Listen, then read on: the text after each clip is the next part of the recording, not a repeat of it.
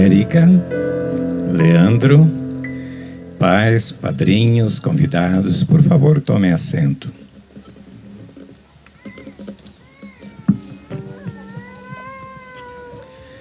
O casamento é uma coisa tão séria que lá no cartório é afixado o famoso proclama.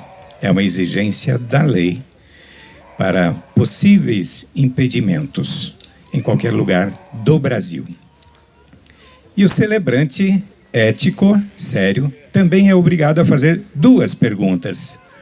Uma aos presentes, convidados, e outra aos noivos, que são os atores do casamento.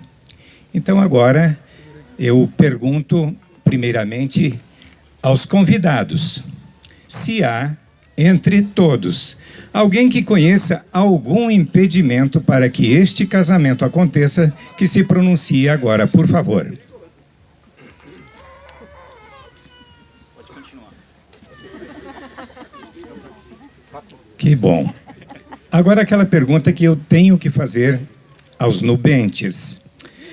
Leandro, você está aqui e é da sua livre e espontânea vontade casar-se com Érica? Sim. Aplausos para ele.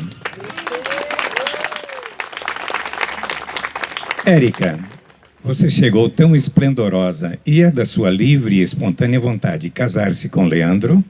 Sim.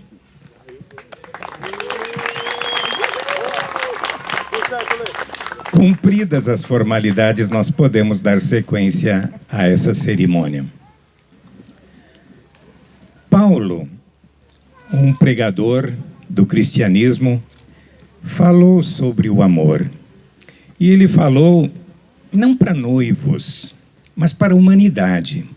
A forma que Paulo descreve o amor é desafiadora para todos nós. Homens, mulheres, adultos, jovens, enfim. E eu vou proclamar alguns versículos dessa palavra de Paulo, que se encontra numa das duas cartas que ele mandou para a cidade de Corinto. Corinto é uma cidade de porte médio, 300 mil habitantes mais ou menos, fica no sul da Grécia, numa região chamada Peloponeso. E lá tem 2 portos marítimos separados por 6 quilômetros aproximadamente um do outro. E por ser uma cidade relativamente pequena e com 2 portos, era uma cidade, desde aquele tempo, fervilhante, né? Ali, muitos marinheiros, muitos viajantes, intercâmbio comercial, cultural. Então, Paulo ficava preocupado com aquele burburinho social e ele estava atento à igreja cristã nascente naquela época. Na primeira carta que ele mandou aos Coríntios, no seu capítulo 13, ele fala sobre o amor. Acabou sendo conhecido como hino ao amor, essa citação de Paulo. E ele diz assim: quem ama é paciente. É a primeira citação que ele faz sobre o amor. Tem que ter paciência. Quem ama é bondoso. A prova de amor é a bondade, né? Quem ama não faz o que é inconveniente. Quem ama não se irrita. Não fica guardando mágoas. Quem ama nunca desiste, porém suporta tudo com fé, com esperança e com paciência.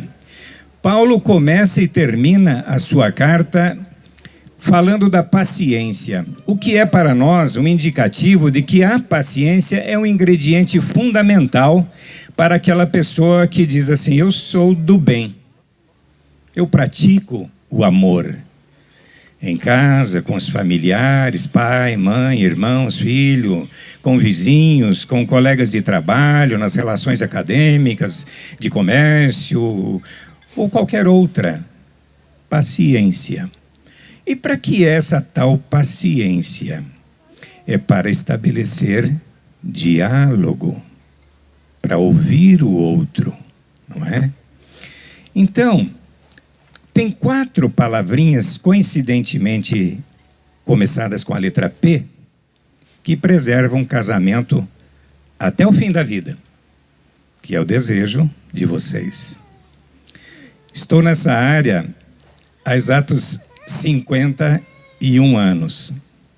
Comecei em 1971. Nunca vi um casal de noivos que estivesse aqui nesse momento e dissesse: sim, eu vou casar por um tempo. Os noivos têm um propósito de casar para sempre com aquela pessoa, porque encontrou nela características que indicam que aquela pessoa é a ideal para percorrer todas as etapas da vida até o fim da vida. Então, essas 4 palavrinhas, meus caros Leandro e Érica. A primeira, todos os noivos têm, é o propósito de casar. Convidam as pessoas, né? Contratam bela música, fotógrafos, um lugar bonito como esse, né? Uma natureza abençoada por Deus, e vão se casar. Esse é o propósito. Aí é preciso perseverar. E para perseverar, que é a segunda palavra com P, nós precisamos de 2 outras com P também. A terceira é essa que Paulo fala: paciência. Principalmente no casamento, além de outras relações humanas, se não tiver muita paciência, não prospera, não perdura. Então a paciência é um ingrediente fundamental. Quando eu comecei na área de casamento, eu comecei como músico. E eu ouvi um padre, ele falava assim: Natálio, eu não vou falar muito não no casamento, porque não importa o que eu disser, eles não estão ouvindo nesse momento. A cabeça deles está a 1000, está lá em outro lugar. Eles não vão ouvir, então eu vou fazer rapidão. Mas se vocês guardarem 2 palavras, nem precisa ser um texto, 2 palavras, vocês sairão daqui hoje com algo muito importante nos seus corações e na sua mente. Uma delas é essa, que eu pego de Paulo para trazer para vocês: tenham paciência. A minha esposa tem muita paciência comigo, viu? Ô, mulher corajosa, 50 anos me ajudando, né? Me ajudando. Ela cumpre a missão, porque está escrito aqui em Gênesis, né, que Deus criou o homem com muito carinho, muito capricho, né? Diferente dos outros animais. Ele falou: esse cara eu vou fazer diferente. Esse eu vou fazer a minha imagem. A minha imagem, né? Olha só que coisa importante. Nós temos a imagem de Deus. Isso ainda não é o mais importante, Érica e Leandro. O mais importante, ele disse: eu vou fazer a minha semelhança. Esse cara, o homem, ele vai ser capaz de construir coisas que nenhum outro animal fará. Só ele. Vai fazer um violino, uma máquina fotográfica, um tablet, um iPhone, um foguete, qualquer coisa. Tudo é possível para o homem porque vem de Deus. É a sabedoria de Deus no homem. E Paulo fala ainda, um capítulo antes do 13, no 12, ele fala que assim: muitos são os dons, muitos são os dons. Porém, um só é o Espírito que os distribui. Aqui entre os seus convidados, tem gente com dons muito diferentes. Um é médico, outro é dentista, outro é engenheiro, outro é alfaiate, outro é pregador. Cada um. Deus pensou assim para que a humanidade tenha todos os serviços. Então, o dom é esse ingrediente maravilhoso que Deus colocou no homem quando disse: esse eu vou fazer a minha semelhança, imagem e semelhança. Ele vai ser criador.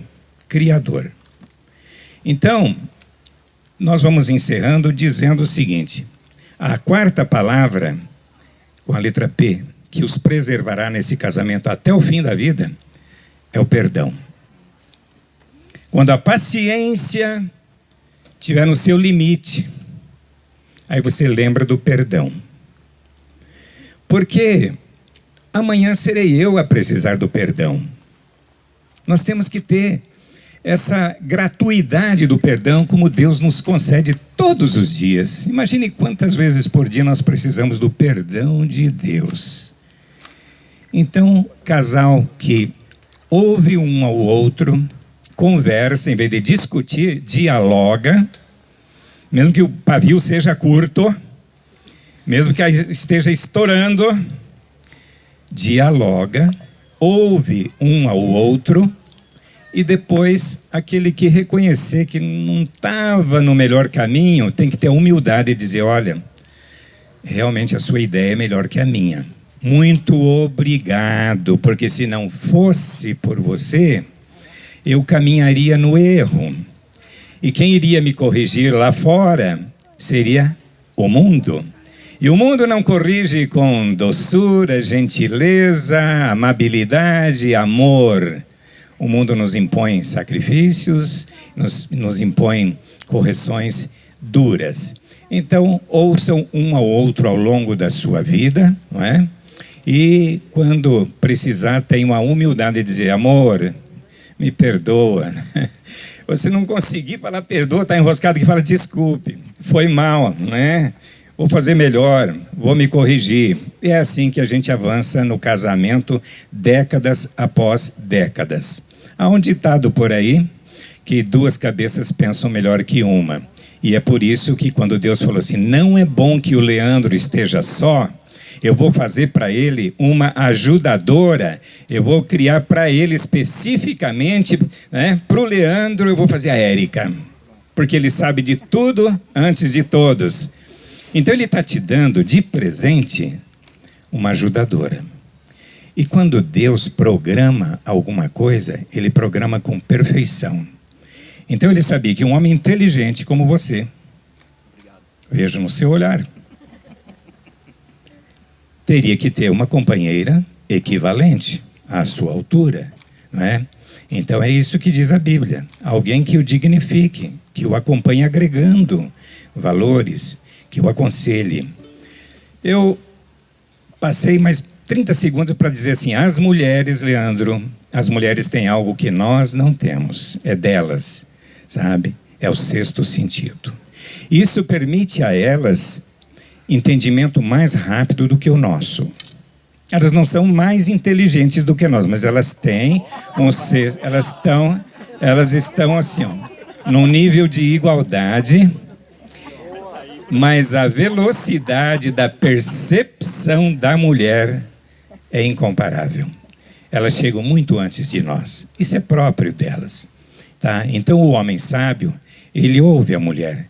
Quantas vezes eu me livrei de infortúnios porque a minha mulher falou, amor, olha só, não vai dar certo assim como você quer. E a gente às vezes de queixo duro, não, vai, eu sou o homem, o chefe da casa, o cabeça da família, mas a mulher. Então ouça bem esse presente que Deus está te dando, né? Porque ele veio agregar para a sua vida. É um presente dele para você, Leandro. Bom, feito isso, nós vamos passar agora ao casamento, que é o que interessa, é o que trouxe a nós todos aqui no Mores Fazenda, na beira desse lago bonito aí, né? Olha só, vocês vão se voltar um para o outro agora, porque vocês vão se casar. O casamento acontece nesse momento, tá? Com as palavras que eles vão estabelecer agora. Então, às vezes há uma confusão entre anel e aliança. Aliança é o que eles vão fazer agora, tá? Eles vão falar. Aliança, você dá um Google lá, está escrito acordo, pacto, entendimento. Então tá. Olhando nos olhos da Érica, Leandro, você vai repetir comigo. Eu, Leandro, te recebo, Érica, como minha esposa. E te prometo ser fiel na alegria ou na tristeza, na saúde ou na doença, na riqueza ou na pobreza, por todos os dias da minha vida. Tá casado ele. Pode aplaudir.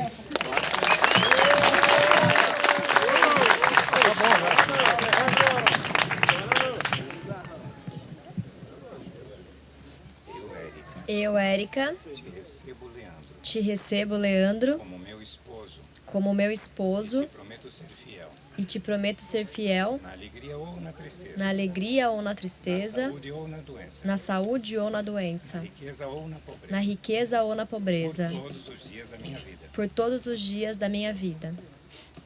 Aí. Estão casados e, como tal, passarão a usar o anel na mão esquerda. E nós vamos agora nos voltarmos para o corredor central para acolher os anéis da aliança.